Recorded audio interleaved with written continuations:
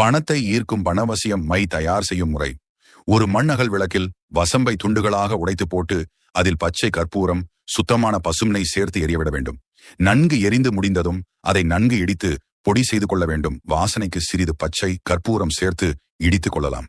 அந்த பொடியை தினமும் விளக்கில் போட்டு தீபம் ஏற்றி வந்தால் வீட்டில் உள்ள அனைத்து பிரச்சனைகளும் தீரும். இந்த பொடியை டப்பாவில் போட்டு வைத்துக் கொள்ளுங்கள். தேவைக்கு மை தயார் செய்து வைத்துக் கொள்ளுங்கள்.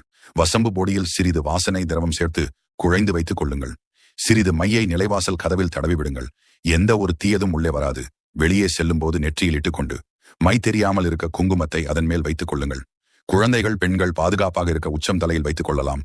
புருவத்திலும் தடவி கொள்ளலாம். இதனால் போகும் இடமெல்லாம் வெற்றியை தேடி தரும். மகாலட்சுமி சுலபமாக வசியமாவாள். குலதெய்வ அருளை முழுமையாக பெறலாம். செல்வம் சேர்ந்து கொண்டே இருக்க கல்லா பெட்டி, பணப்பெட்டி, நகை பெட்டியிலும் சிறிது மை தடவி விடுங்கள்.